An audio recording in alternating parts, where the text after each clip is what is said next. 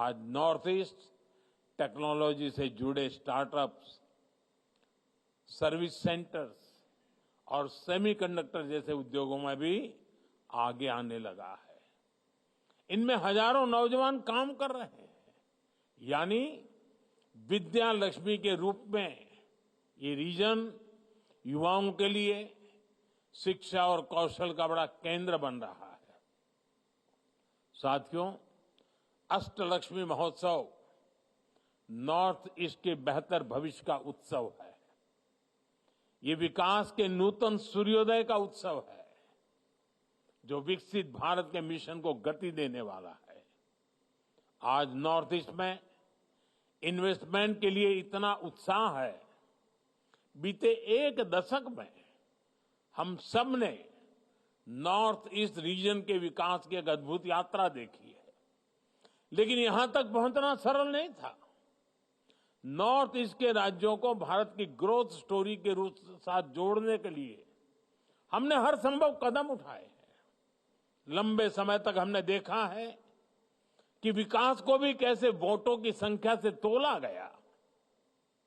North east के राज्यों के पास वोट कम थे, सीटें कम थी, इसलिए पहले की सरकारों द्वारा वहां के विकास पर भी ध्यान नहीं दिया गया। ये अटल जी की सरकार थी जिसने नॉर्थ ईस्ट के विकास के लिए पहली बार अलग मंत्रालय बनाया। साथियों, बीते दशक में हमने मन से प्रयास किया कि दिल्ली और दिल, इससे दूरी का जो भाव है वो कम होना चाहिए। केंद्र सरकार के मंत्री 700 से अधिक बार नॉर्थ ईस्ट के राज्यों में गए हैं, लोगों के साथ वहां लंबा समय गुजारा है। इससे सरकार का नॉर्थ ईस्ट के साथ, उसके विकास के साथ एक इमोशनल कनेक्ट भी बना है। इससे वहां के विकास को अद्भुत गति मिली है। मैं एक आंकड़ा देता हूं। नॉर्थ ईस्ट के विकास को गति देने के लिए 90 के दशक में एक पॉलिसी बनाई गई थी। इसके तहत केंद्र सरकार के 50 से ज्यादा मंत्रालयों को अपने बजट का 10% नॉर्थ ईस्ट में निवेश करना पड़ता था। इस नीति के बनने के बाद से लेकर साल 2014 तक जितना बजट नॉर्थ ईस्ट को मिला है, उससे कहीं अधिक हमने सिर्फ बीते 10 सालों में दिया है। बीते दशक में एक स्कीम के तहत ही 5 लाख करोड़ रुपए से अधिक नॉर्थ ईस्ट में खर्च किया गया है। ये नॉर्थ ईस्ट को लेकर वर्तमान सरकार की प्राथमिकता दिखाता है। साथियों, इस स्कीम के अलावा भी हमने कई बड़ी स्पेशल योजनाएं नॉर्थ ईस्ट के लिए शुरू की है।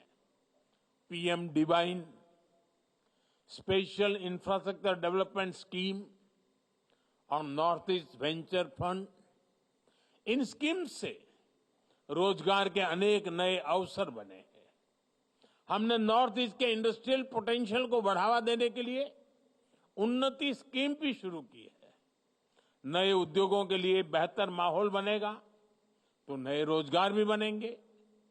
अब जैसे सेमीकंडक्टर का सेक्टर भारत के लिए भी नया है, इस नए सेक्टर को गति देने के लिए भी हमने नॉर्थ ईस्ट को, असम को चुना है। नॉर्थ ईस्ट में जब इस प्रकार की नई इंडस्ट्री लगेगी तो देश और दुनिया के निवेशक वहां नई संभावनाएं तलाशेंगे। साथियों, नॉर्थ ईस्ट को हम इमोशन, इकोनॉमी और इकोलॉजी, इस त्रिवेणी से जोड़ रहे हैं। नॉर्थ ईस्ट से हम सिर्फ इंफ्रास्ट्रक्चर ही नहीं बना रहे, बल्कि भविष्य की एक सशक्त नींव तैयार कर रहे हैं। बीते दशकों में नॉर्थ ईस्ट की बहुत बड़ी चुनौती रही थी कनेक्टिविटी। दूर सुदूर के शहरों में पहुंचने के लिए कई कई दिन और हफ्ते लग जाते थे। हालत ये थी कि ट्रेन की सुविधा तक कई राज्यों में नहीं थी। इसलिए 2014 के बाद हमारी सरकार ने फिजिकल इंफ्रास्ट्रक्चर पर भी और सोशल इंफ्रास्ट्रक्चर पर भी बहुत ज्यादा फोकस किया। इससे नॉर्थ ईस्ट में इंफ्रास्ट्रक्चर की क्वालिटी और लोगों के जीवन की क्वालिटी दोनों में जबरदस्त सुधार हुआ। हमने प्रोजेक्ट्स के इम्प्लीमेंटेशन को भी तेज किया। कई वर्षों से चल रहे प्रोजेक्ट्स पूरे किए गए। आप बोगीबील ब्रिज का ही उदाहरण लीजिए। कई सालों से लटके इस प्रोजेक्ट के पूरा होने से पहले धेमाजी से डिब्रूगढ़ तक की यात्रा में पूरा एक दिन लगता था। आज एक आधे घंटे में ही ये सफर पूरा हो जाता है। ऐसे कई उदाहरण मैं दे सकता हूं। साथियों, बीते 10 सालों में करीब 5,000 किलोमीटर के नेशनल हाईवे वो प्रोजेक्ट्स पूरे हो चुके हैं। अरुणाचल प्रदेश में सेला टनल हो, Bharat Myanmar Thailand trilateral highway हो, नागालैंड मणिपुर और मिजोरम में बॉर्डर रोड्स हो, इससे एक सशक्त रोड कनेक्टिविटी का विस्तार हो रहा है। पिछले साल G20 के दौरान भारत ने आईमेक का विजन दुनिया के सामने रखा है। आईमेक यानी Bharat middle east Europe corridor Bharat के नॉर्थ ईस्ट को दुनिया से जोड़ेगा। साथियों, नॉर्थ ईस्ट की रेल कनेक्टिविटी में कई गुना वृद्धि हुई है। अब नॉर्थ ईस्ट के राज्यों की सभी राजधानियों को रेल से कनेक्ट करने का काम पूरा होने वाला है। नॉर्थ ईस्ट में पहली वंदे भारत ट्रेन भी चलने लगी है।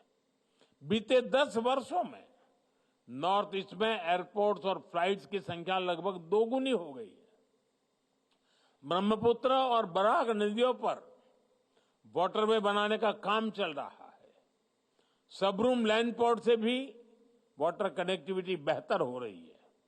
साथियों, मोबाइल और गैस पाइपलाइन कनेक्टिविटी को लेकर भी तेज गति से काम हो रहा है। नॉर्थ ईस्ट के हर राज्य को नॉर्थ ईस्ट गैस ग्रिड से जोड़ा जा रहा है। वहां 1600 किलोमीटर से अधिक लंबी गैस पाइपलाइन बिछाई जा रही है। इंटरनेट कनेक्टिविटी पर भी हमारा जोर है। नॉर्थ ईस्ट के राज्यों में 2600 से अधिक मोबाइल टावर लगाए जा रहे हैं। 13,000 किलोमीटर से अधिक का ऑप्टिकल फाइबर नॉर्थ ईस्ट में बिछाया गया है। मुझे खुशी है कि नॉर्थ ईस्ट के सभी राज्यों तक 5G कनेक्टिविटी पहुंच चुकी है। साथियों, नॉर्थ ईस्ट में सोशल इंफ्रास्ट्रक्चर में भी अभूतपूर्व काम हुआ है। नॉर्थ ईस्ट के राज्यों में मेडिकल कॉलेज का काफी विस्तार हुआ है।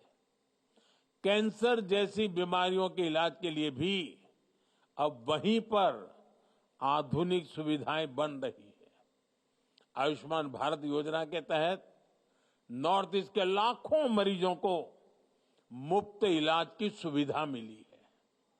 चुनाव के समय मैंने आपको गारंटी दी थी कि 70 वर्ष की आयु के ऊपर के बुजुर्गों को मुफ्त इलाज मिलेगा।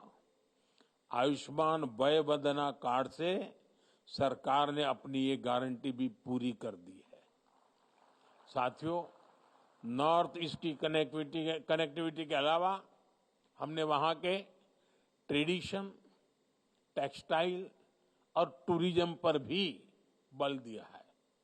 इसका फायदा ये हुआ कि देशवासी अब नॉर्थ ईस्ट को एक्सप्लोर करने के लिए बड़ी संख्या में आगे आ रहे हैं। बीते दशक में नॉर्थ ईस्ट जाने वाले पर्यटकों की संख्या भी करीब करीब दोगुनी हो चुकी है। निवेश और पर्यटन बढ़ने से वहां नए बिजनेस बने हैं, नए अवसर बने हैं। इंफ्रास्ट्रक्चर से इंटीग्रेशन, कनेक्टिविटी से क्लोजनेस, इकोनॉमिक से इमोशनल, इस पूरी यात्रा ने नॉर्थ ईस्ट के विकास को, अष्टलक्ष्मी के विकास को नई ऊंचाई पर पहुंचा दिया है। साथियों, आज भारत सरकार की बहुत बड़ी प्राथमिकता अष्टलक्ष्मी राज्य के युवा है। नॉर्थ ईस्ट का नौजवान हमेशा से विकास चाहता है। बीते 10 वर्षों से नॉर्थ ईस्ट के हर राज्य में स्थायी शांति के प्रति एक अभूतपूर्व जन समर्थन दिख रहा है। केंद्र और राज्य सरकारों के प्रयासों से हजारों नौजवानों ने हिंसा का रास्ता छोड़ा है और विकास का नया रास्ता अपनाया है। बीते दशक में नॉर्थ ईस्ट में अनेक ऐतिहासिक शांति समझौते हुए हैं। राज्यों के बीच भी जो सीमा विवाद थे, उनमें भी काफी सौहार्दपूर्ण ढंग से प्रगति हुई है। इससे नॉर्थ ईस्ट में हिंसा के मामलों में बहुत कमी आई है। अनेक जिलों में से आफ्वाह को हटाया जा चुका है। हमें मिलकर अष्टलक्ष्मी का नया भविष्य लिखना है और इसके लिए सरकार हर कदम उठा रही है। साथियों, हम सभी की ये आकांक्षा है कि नॉर्थ ईस्ट के प्रोडक्ट्स दुनिया के हर बाजार तक पहुंचने चाहिए। इसलिए हर जिले के प्रोडक्ट्स को वन डिस्ट्रिक्ट वन प्रोडक्ट अभियान के तहत प्रमोट किया जा रहा है। नॉर्थ ईस्ट के अनेक उत्पादों को हम यहां लगी प्रदर्शनियों में, ग्रामीण हाट बाजार में देख सकते हैं, खरीद सकते हैं। मैं नॉर्थ ईस्ट के प्रोडक्ट्स के लिए वोकल फॉर लोकल के मंत्र को बढ़ावा देता हूं। मेरा प्रयास रहता है वहां के उत्पादों को अपने विदेशी मेहमानों को भेंट करूं। इससे आपकी इस अद्भुत कला, आपके क्राफ्ट को इंटरनेशनल स्तर पर पहचान मिलती है। मैं देशवासियों से, दिल्ली वासियों से भी आग्रह करूंगा कि नॉर्थ ईस्ट के प्रोडक्ट्स को अपनी लाइफस्टाइल का हिस्सा बनाएं। साथियों, आज मैं आप सभी को, वैसे कितने कुछ सालों से लगातार हमारे नॉर्थ ईस्ट के भाई बहन वहां जरूर जाते हैं। आपको पता है, गुजरात के पोरबंदर में, पोरबंदर के पास माधवपुर, वहां एक मेला होता है। उस माधवपुर मेले का मैं अग्रिम निमंत्रण देता हूं। माधवपुर मेला भगवान कृष्ण और देवी रुक्मणी के विवाह का उत्सव है। और देवी रुक्मणी तो नॉर्थ ईस्ट की ही बेटी है। मैं पूर्वोत्तर के अपने सभी परिवारजनों को अगले वर्ष होने वाले मार्च अप्रैल में होता है, रामनवमी के साथ, उस मेले में शामिल होने का भी आग्रह करूंगा। और मैं चाहूंगा उस समय भी ऐसा ही एक हाट गुजरात में लगाया जाए, ताकि वहां भी बहुत बड़ा मार्केट मिले और हमारे नॉर्थ ईस्ट के भाई बहन जो चीजें बनाते हैं उनको कमाई भी हो। भगवान कृष्ण और अष्टलक्ष्मी के आशीर्वाद से हम जरूर नॉर्थ ईस्ट को 21वीं सदी में विकास का एक नया प्रतिमान स्थापित करते हुए देखेंगे।